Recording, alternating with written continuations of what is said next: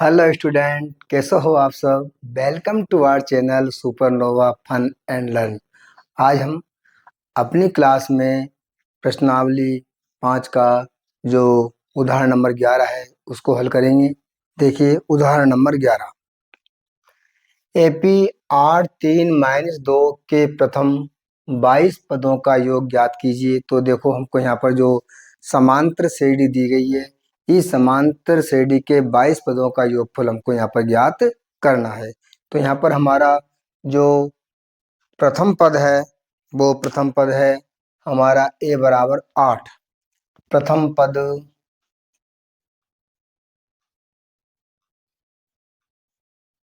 a बराबर 8, सारवंतर d बराबर हो जाएगा A2 माइनस A1, यानी कि हम दूसरे पद में से पहले पद को घटा देंगे। तो यहाँ पर जो दूसरा पद है वो है हमारा 3 और माइनस पहला पद है 8। तो जब ये माइनस के 8 प्लस के 3 तो डी का मान आ जाएगा यहाँ पर माइनस के 5। और हमको 22 पदों का योगफल याद करना है, तो एन का मान है यहाँ पर हमारे 22।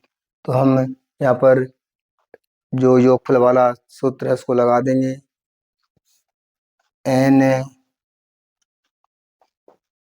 पदों तक योगफल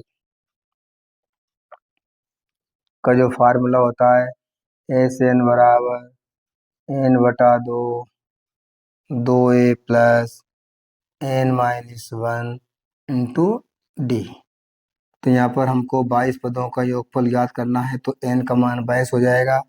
22/2 यहाँ पर हमारा 2 इंटू ए जो प्रथम पद है वो है हमारा यहाँ पर 8। तो ए की जगह हम 8 लिख देंगे, प्लस एन का मान 22 माइनस 1 इंटू डी जो सारवंतर है वो है माइनस के 5। अब देखिए यहाँ पर एस 22 बराबर 22 को 2 से काट देंगे तो यहाँ आ जाएंगे 11, और ये 2 को 8 से गुणा करेंगे तो 16, प्लस 22 में से 1 जाएगा तो यहाँ बच जाएंगे 21 और गुणा माइनस 5। एस 22 बराबर 11, यहाँ पर 16 और प्लस को माइनस से गुणा करेंगे तो ये आएंगे माइनस के 5 एकम 5 और 5 दूने 10, 105। और माइनस के 105 में से हम 16 की बाकी निकाल देंगे। तो यहाँ पर हमारे पास एस 22 बराबर 11 गुणा ये बच जाएंगे माइनस के, जब 105 में से 16 जाएंगे तो यहाँ बचेंगे 89, और इनको हम गुणा कर देंगे तो एस 22 बराबर 11 नाम 99 की 9 हासिल का 9, 11 8 88। 88 में जब हम 9 हासिल के जोड़ेंगे तो ये हो जाएंगे हमारे पास 97, और ये प्लस माइनस माइनस के। तो इस प्रकार से 22 पदों का योगफल हमारे पास माइनस के 979 प्राप्त हुआ। यहाँ पर लिख देंगे अतः प्रथम 22 पदों का योगफल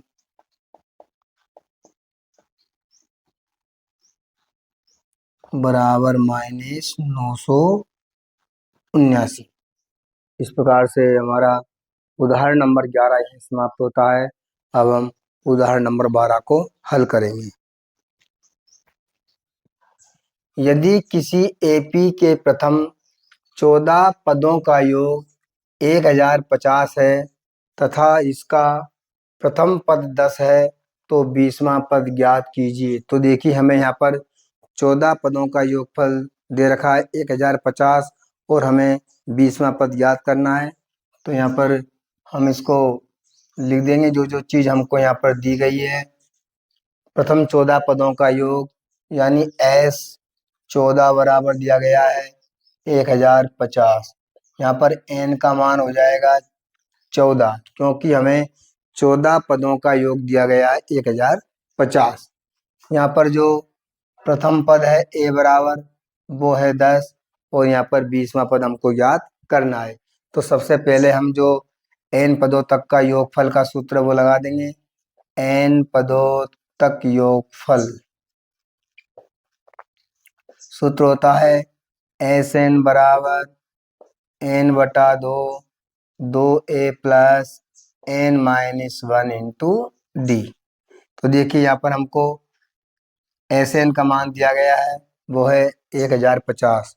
तो यहाँ पर लिख देंगे हम 1050 बराबर n का मान है 14/2, 2 इंटू a जो प्रथम पद है वो है 10 प्लस n का मान 14-1 और इंटू डी जो सारवंतर है वो हमको यहाँ पर ज्ञात करना है। तो देखिए हमें 1050 को 2 से क्रॉस मल्टीप्लाई कर देंगे और 14 का इसमें भाग दे देंगे। तो यहाँ पर हो जाएगा हमारा 1050 गुणा 2/14। जो 2 है वो 1050 से गुणा हो जाएंगे और 14 का इसमें भाग लग जाएगा।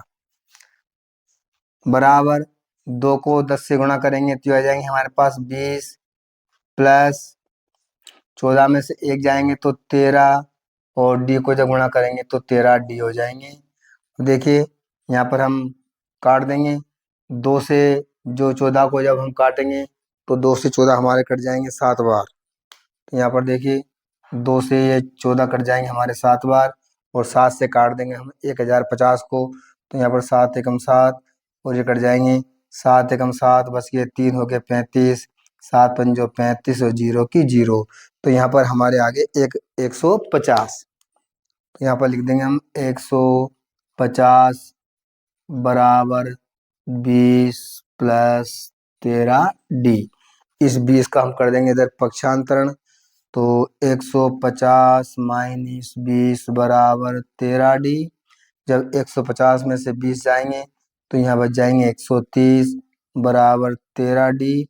तो इस प्रकार से डी का मान आ जाएगा 130/13 और डी बराबर हमारा आ जाएगा 10।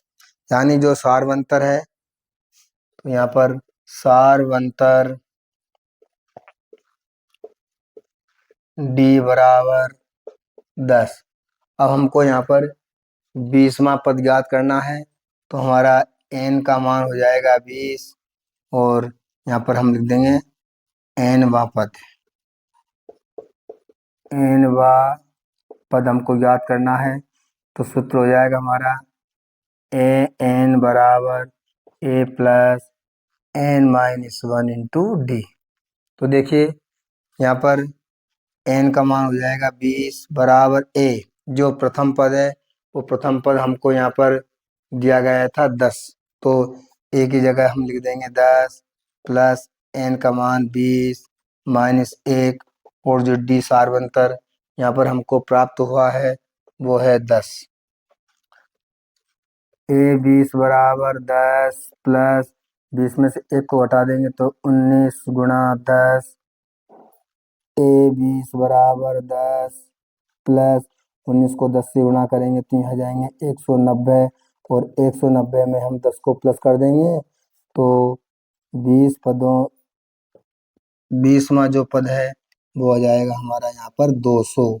इस प्रकार से हमसे पूछ रहा था वो कि 20वां पद ज्ञात कीजिए। तो 20वां पद बराबर 200 होगा। इस प्रकार से हमारा उदाहरण नंबर 12 यही समाप्त होता है। अब हम उदाहरण नंबर 13 को हल करेंगे। अब देखिए उदाहरण नंबर 13, आइए। एपी 24, 21, 18 के कितने पद लिए जाएं ताकि उनका योग 78 हो। तो हमें यहाँ पर पदों की संख्या n का मान ज्ञात करना है। यहाँ पर हमको Sn दिया गया है, Sn है हमारा 78 और जो यहाँ पर हमको समांतर श्रेणी दी गई है, इस समांतर श्रेणी की सहायता से हम a और d का मान ज्ञात कर लेंगे और जो योगफल वाला सूत्र है उसको लगा करके हम यहाँ पर पदों की संख्या ज्ञात कर लेंगे। तो देखिए जो हमारी एपी है वो है 24, 21 और 18। तो यहाँ पर प्रथम पद ए बराबर 24, सारवंतर डी बराबर हो जाएगा A2 माइनस A1, यानी कि जो दूसरा पद है 21, इसमें से पहले पद 24 को घटा देंगे तो डी का मान आ जाएगा -3। और यहाँ पर एस एन का मान दे रखा है हमको 78, और हमें यहाँ पर एन ज्ञात करना है पदों की संख्या की, इसमें कितने पद होंगे जिनका योग 78 हो। तो सूत्र लगा दीजिए, एस एन बराबर n/2, 2a plus n-1 into D. यहाँ पर जो एस एन का मान दिया गया है वो है 78 बराबर एन का मान हमको ज्ञात करना है, तो एन की जगह यहाँ पर एन ही आ जाएगा, एन का मान हमें ज्ञात करना है। तो 2 इंटू ए जो प्रथम पद है वह है 24 प्लस n-1 इंटू डी जो सारवंतर है वो है यहाँ पर -3। तो देखिए जो हमारा 2 है वो 78 से गुणा हो जाएगा। जब 2 को हम 78 से गुणा करेंगे ये हो जाएंगे वज्र गुणन, तो यहाँ पर आ जाएगा हमारा 8 दूने 16 हासिल किए 7 दूने 14 और 15, 156 बराबर n, और यहाँ पर 2 को 24 से गुणा करेंगे तो हो जाएंगे 48 प्लस -3 को जब प्लस के n से गुणा करेंगे तो यहाँ आ जाएगा -3n, -3n, और -3 को -1 से गुणा करेंगे तो +3। देखिए 156 बराबर n, और 48 और 3 हो जाएंगे 51 -3n। 156 बराबर 51 को n से गुणा करेंगे तो 51n, -3n को n से मल्टीप्लाई करेंगे तो हो जाएगा हमारा 3n स्क्वायर। अब देखिए इन दोनों का हम इधर पक्षांतरण कर लेते हैं, तो जो 3n स्क्वायर है वो तो हो जाएंगे यहाँ पर प्लस के, और जो 51n है वो हो गए माइनस के, और प्लस के 156 बराबर 0। यहाँ पर हमारे इन तीनों में 3 कॉमन आ रहे हैं, तो हम यहाँ पर 3 कॉमन ले लेंगे। जब 3 कॉमन लेंगे तो यहाँ बच जाएगा हमारा n स्क्वायर -17n और प्लस 52 बराबर 0।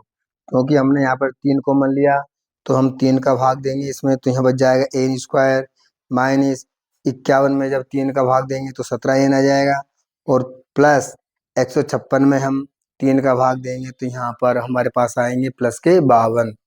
अब जो 3 है ये 0 के नीचे आएगा तो इसका कोई मतलब नहीं रहेगा, तो यहाँ पर आ जाएगा n स्क्वायर -17n प्लस 52 बराबर 0। अब यहाँ पर हमारे पास 3 पद हैं, इन 3 पद के हम बनाएंगे 4 पद, क्योंकि हमको यहाँ पर करना है इनके गुणनखंड। तो देखिए 52 के हम ऐसे 52 को जब पहले 1 से गुणा करेंगे तो 52 आएगा। अब 52 के ऐसे 2 टुकड़े करने हैं कि उनको जोड़ने और घटाने पर आनी चाहिए 17। तो 52 के टुकड़े होते हैं 13 चौको 52, और 13 में जब हम 4 को जोड़ते हैं तो आ जाएंगे हमारे पास 13 4 17। तो इस प्रकार से यहाँ पर हम लिख देंगे n square -4n -13n plus 52 बराबर 0। क्योंकि माइनस के 4n और माइनस के 13n दोनों के चिन्ह माइनस के तो हो जाएंगे, दोनों प्लस हो जाएंगे, चिन्ह हमारा माइनस का रहेगा, तो 13 और 4 होते हैं 17n। अब हम इन दोनों में कॉमन लेंगे, n कॉमन लेंगे तो यहाँ बच जाएगा हमारा n -4, माइनस के इन दोनों में 13 कॉमन आएंगे, जब 13 का भाग 13 n में देंगे तो यहाँ पर n, और ये माइनस प्लस माइनस का हो जाएगा, 52 में 13 का भाग देंगे तो यहाँ आएगा 4 बराबर 0। तो यहाँ पर जो कोष्ठक की संख्या है वो एक जैसी है, तो हम n-4 फिर कॉमन ले लेंगे तो यहाँ बच जाएंगे n-13 बराबर 0।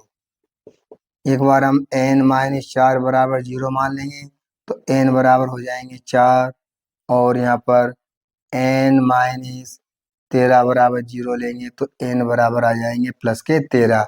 इस प्रकार से हम देखते हैं कि यहाँ पर दोनों ही संख्याएं हमारे पास धनात्मक प्राप्त होती है। अतः यहाँ पर हमारे पास जो पदों की संख्या है वो 4 भी हो सकती है और 13 भी हो सकती है, क्योंकि यहाँ पर प्रश्न में पूछा गया था कि इस समांतर श्रेणी में कितने पद लिए जाएं ताकि उनका योग 78 हो। तो यहाँ पर हम 4 लेने पर भी इनका योग 78 आ जाएगा और 13 लेने पर भी उनका योग 78 आ जाएगा। तो यहाँ पर लिख देंगे अतः इस समांतर श्रेणी में 4 या 13 पद होंगे जिनका योग 78 होगा। इस प्रकार से उदाहरण नंबर 13 हमारा यहीं समाप्त होता है। अब हम उदाहरण नंबर 14 को हल करेंगे। उदाहरण नंबर 14, यहाँ पर हमको जो सवाल दिया गया है, निम्नलिखित का योग ज्ञात कीजिए। यहाँ पर भी हमको योगफल ज्ञात करना है। इसमें हमको 2 भाग दिए गए हैं। पहला भाग है हमारा 1 से लेकर के 1000 धन पूर्णांक, यानी हमको प्रथम 1000 धन पूर्णांकों का योगफल ज्ञात करना है। तो देखिए यहाँ पर हमको जो दिया गया है वो हमारी संख्या है s बराबर 1 plus 2 plus 3 plus dash dash dash और प्लस 1000। ये हमारी समांतर श्रेणी है जिसके हमको 1 से लेकर के और जो 1000 धन पूर्णांक है इन सभी का हमको यहाँ पर योगफल ज्ञात करना है। तो यहाँ पर जो हमारा प्रथम पद है, प्रथम पद a बराबर 1 और जो अंतिम पद है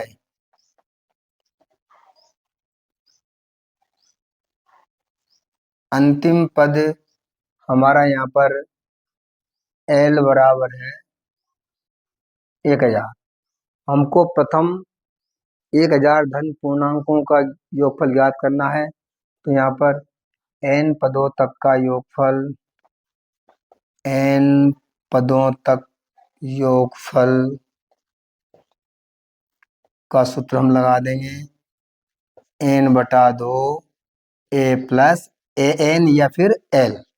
तो n का जो मान है वो है 1000/2 a, जो प्रथम पद है वो है 1 प्लस अंतिम पद भी हमारा यहाँ पर 1000। 1000 को 2 से हम काट देंगे तो यहाँ जाएंगे 500 गुणा 1000 में 1 को हम जोड़ देंगे तो 1001। इन दोनों को गुणा करेंगे तो 2 जीरो की 2 जीरो, 5 को 1 से गुणा करेंगे तो 5 एकम 5, 0 की 0, 0 की 0 और 5 एकम 5। इस प्रकार से प्रथम 1000 धन पूर्णांकों का योगफल यहाँ पर हमें 5,05,000 प्राप्त हुआ। तो यहाँ पर हम लिख देंगे अतः प्रथम 1000 धन पूर्णांकों का योगफल बराबर 5,05,000। अब हम इसका जो अगला भाग है उसको हल करेंगे। दूसरा भाग यहाँ पर हमको जो दिया गया है वो है हमारा प्रथम n धन पूर्णांक। तो यहाँ पर हमको s का मान 1, s का मान 1 प्लस 2 प्लस 3 प्लस इस प्रकार से जो हमारा अंतिम पद का मान है वो है n। तो यहाँ पर हम सूत्र लगा देंगे n पदों का योगफल, सूत्र हो जाएगा Sn बराबर n/2 a प्लस l। तो यहाँ पर देखिए एस एन बराबर एन का मान हमें एन पदों तक का योगफल याद करना है, इसलिए एन का मान एन आ जाएगा। और ए जो यहाँ पर प्रथम पद है वो है हमारा एक, तो यहाँ पर एक लिख देंगे और प्लस एल का मान है यहाँ पर एन। एस एन बराबर हमारे पास एन बटा 2 और 1 प्लस एन।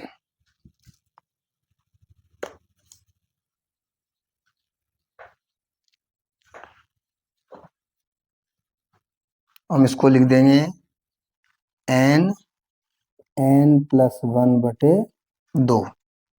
तो इस प्रकार से प्रथम एन धन पूर्णांकों का योग एन गुणा एन प्लस 1 बटे 2 हमें यहाँ पर प्राप्त हुआ। अतः प्रथम एन धन पूर्णांकों का योगफल एन गुणा एन प्लस 1 बटे 2 होगा। इस प्रकार से हमारा जो उदाहरण नंबर 14 है वो यहीं समाप्त होता है। अब हम अगले उदाहरण को हल करेंगे। अगला जो हमारा उदाहरण नंबर 15 है उसको समझिए। संख्याओं की उस सूची के प्रथम 24 पदों का योग ज्ञात कीजिए जिसका n वा पद ए एन बराबर 3 प्लस 2 n से दिया जाता है। हमको यहाँ पर प्रथम 24 पदों तक का योगफल ज्ञात करना है और यहाँ पर जिसका n वा पद ए एन बराबर 3 प्लस 2 n से दिया जाता है, यानी ए एन का मान हमको दिया गया है 3 प्लस 2 n। तो सबसे पहले हम यहाँ पर हम समांतर श्रेणी प्राप्त करेंगे, तो n की जगह हम लिख देंगे 1। पहला पद हो जाएगा इसका 3 प्लस 2 गुणा 1, तो यहाँ पर 2 को 1 से गुणा करेंगे, 2 एकम 2 और प्लस 3, यानी पहला पद आ जाएगा हमारा 5। इसी प्रकार से दूसरा जो पद होगा वो हो जाएगा 3 प्लस 2 गुणा 2, तो यहाँ 2 दूने 4 3 7 हो जाएंगे। तीसरा जो पद आएगा वो 3 प्लस 2 गुणा 3, 3 दूने 6 और 6 3 आ जाएंगे यहाँ पर 9। इस प्रकार से चौथा पद होगा वो 3 प्लस 2 गुणा 4, 4 दूने 8 3 11। इस प्रकार से यहाँ पर हम देखते हैं कि सभी पदों में समान अंतर है, तो यहाँ पर हमारी जो एपी बनेगी वो एपी बन जाएगी 5 7 9 11। इस प्रकार से हमारी यहाँ पर एपी बन गई है। इस एपी का जो प्रथम पद है, प्रथम पद ए बराबर 5, यहाँ पर जो सार अंतर है, सार अंतर डी बराबर है 7 माइनस 5 यानी कि 2, और हमें यहाँ पर प्रथम 24 पदों का योगफल ज्ञात करना है, तो यहाँ पर n का मान आ जाएगा यहाँ पर हमें 24। हम यहाँ पर सूत्र लगा देंगे एस एन बराबर n बटा 2 2a plus n minus 1 into D. तो देखिए हमें 24 पदों तक का योगफल ज्ञात करना है, तो n का मान आ जाएगा 24 बटे 2 2 गुणा ए मतलब जो हमारा प्रथम पद है, प्रथम पद यहाँ पर 5 है तो यहाँ 5 लिख देंगे, प्लस n का मान 24 माइनस 1 और d का मान है 2। सार अंतर हमारा यहाँ पर 2 है। तो ऐसे 24 बराबर 24 को हम 2 से काट देंगे तो ये आ जाएंगे 12, और यहाँ पर 5 को 2 से गुणा करेंगे तो 10, प्लस 24 में से 1 को घटा देंगे तो 23 गुणा 2। एस 24 बराबर 12 और यहाँ पर 10 प्लस 23 को 2 से गुणा करेंगे तो आ जाएंगे 23 दूने 46, और यहाँ पर एस 24 बराबर 12 और 46 और 10 जोड़ देंगे तो ये हो जाएंगे 56, और 12 गुणा 56 कर लेंगे तो हमें 24 पदों तक का योगफल प्राप्त हो जाएगा। तो ये आएंगे हमारे पास वार्षिक 72 की 2 हासिल की 7 12 पंजो 60 और 7 67। इस प्रकार से 24 पदों तक का योगफल हमें 672 प्राप्त हुआ। अतः 24 पदों तक योगफल बराबर 672 होगा। इस प्रकार से हमारा जो उदाहरण नंबर 15 है वो यहीं समाप्त होता है। अब हम उदाहरण नंबर 16 को हल करेंगे। देखिए उदाहरण नंबर 16 जो इस चैप्टर का अंतिम उदाहरण है। देखिए समझिए। टीवी सेटों का निर्माता तीसरे वर्ष में 600 टीवी तथा 7वें वर्ष में 700 टीवी सेटों का उत्पादन करता है। यह मानते हुए कि प्रत्येक वर्ष उत्पादन में एक समान रूप से निश्चित संख्या में वृद्धि होती है। तो यहाँ पर हमें प्रथम वर्ष में कितना उत्पादन हुआ, 10वें वर्ष में कितना उत्पादन होगा और प्रथम 7 वर्षों में कुल उत्पादन कितना हुआ, ये हमें यहाँ पर ज्ञात करना है। तो देखिए जब हम इसको हल करेंगे तो यहाँ पर हमें जो तीसरे वर्ष में जो उत्पादन हुआ वो हमको यहाँ पर दे रखा है, यानी कि तीसरा पद A3 बराबर होता है A प्लस 2D और उसका मान हमको दे रखा है यहाँ पर 600। इसी प्रकार से जो 7वें वर्ष में जो उत्पादन हुआ वो हमें दे रखा है, तो यहाँ पर हो जाएगा 7वां पद A7 बराबर होता है A प्लस 6D और जो 7वें वर्ष में उत्पादन हुआ वो यहाँ पर 700 टीवी। तो हम A प्लस 6D बराबर कर देंगे 700। अब हमें यहाँ पर समीकरण नंबर 1 और समीकरण नंबर 2 यहाँ पर प्राप्त हो चुकी है। इन दोनों को हल करेंगे तो देखिए यहाँ पर हमारे पास नीचे की संख्याओं के चिन्ह बदल जाएंगे, क्योंकि हम यहाँ पर समीकरण नंबर 1 में से समीकरण नंबर 2 को घटाएंगे। तो यहाँ पर ये हो जाएगा माइनस, ये माइनस और यहाँ भी माइनस हो जाएगा हमारे पास। तो ऊपर वाला जो ए है वो प्लस का है, नीचे वाला माइनस का, दोनों कट जाएंगे। माइनस के 6D में से जब प्लस के 2D जाएंगी तो यहाँ बच जाएंगे माइनस के 4D बराबर माइनस के 700 में से प्लस के 600 को घटा देंगे तो यहाँ बच जाएंगे माइनस के 100। तो D बराबर आ जाएगा -100 बटे -4, माइनस से माइनस कट जाएंगे और 100 को जब हम 4 से काटेंगे तो यहाँ आएंगे हमारे पास 25, यानी सार्वंतर का मान आ जाएगा 25। अब हम जो हमें सार्वंतर प्राप्त हुआ है इसको समीकरण नंबर 1 में रख देंगे। तो यहाँ पर लिख देंगे D का मान समीकरण 1 में रखने पर। तो देखिए जो समीकरण नंबर 1 है वो है हमारे पास A प्लस 2D बराबर 600। यहाँ पर हम D की जगह लिख देंगे 25। तो ये हो जाएगा A प्लस 2 गुणा 25 बराबर 600। तो A और जब 2 गुणा 25 करेंगे तो आएंगे 50, 50 कम कर देते हैं इधर पक्षांतर, तो 50 हो जाएंगे माइनस के। तो यहाँ पर आ जाएगा A बराबर 600 माइनस 50, A बराबर रह जाएगा 550। तो हमसे पूछ रहा था कि प्रथम वर्ष में उत्पादन, तो प्रथम वर्ष में जो उत्पादन हुआ वो हुआ 550। तो यहाँ पर प्रथम वर्ष में उत्पादन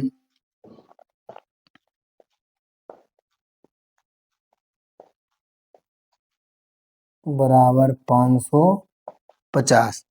अब हमको 10वें वर्ष में उत्पादन कितना हुआ वो हमें ज्ञात करना है। तो यहाँ पर हम लिख देंगे 10वें वर्ष में उत्पादन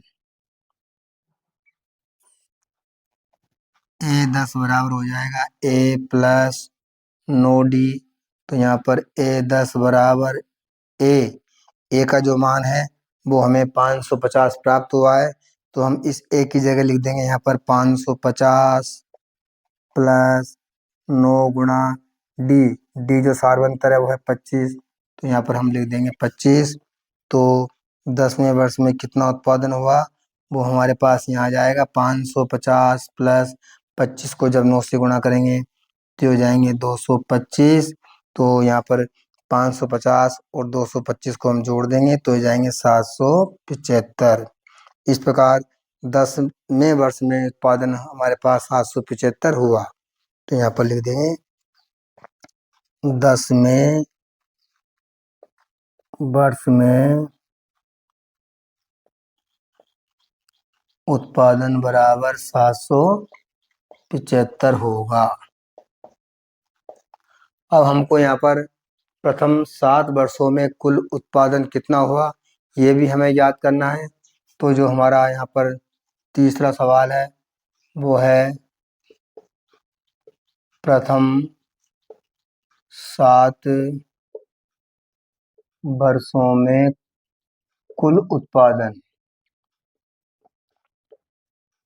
तो यहाँ पर हम सूत्र लगा देंगे एस एन बराबर एन बटा 2a plus N minus 1 into D. तो S7 क्योंकि हमें 7 वर्षों में कुल उत्पादन कितना हुआ तो n का मान आ जाएगा 7 और यहाँ पर 2 गुणा a जो प्रथम पद है वो है यहाँ पर 550 प्लस n की जगह हम लिख देंगे 7 माइनस 1 गुणा d जो सार्वंतर हमें प्राप्त हुआ है वो है हमारा 25। तो d की जगह हम लिख देंगे यहाँ पर 25। इनको हम हल करेंगे तो S7 बराबर 7/2, यहाँ पर 550 को 2 से गुणा करेंगे तो ये आ जाएंगे 1100 यानी 1100 प्लस 7 में से 1 जाएगा तो 6 गुणा 25। S7 बराबर 7/2, यहाँ पर 1100 प्लस 6 को 25 से गुणा करेंगे तो आ जाएंगे हमारे पास 150। तो S7 बराबर 7/2 गुणा हम 1100 और 150 को दोनों को प्लस कर देंगे तो ये हो जाएंगे हमारे पास 1250।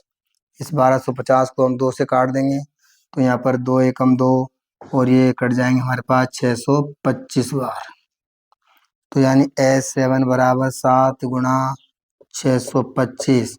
जब हम इनको गुणा करेंगे तो 7 पंजो 35 की 5 हासिल की 3, 7 दूने 14 और 3 17 की 7 हासिल का 1 और 7 6 के 42 रे 43। इस प्रकार से 7 वर्षों में कुल उत्पादन 4375 टीवी सेटों का हुआ। तो हम लिख देंगे प्रथम 7 वर्षों में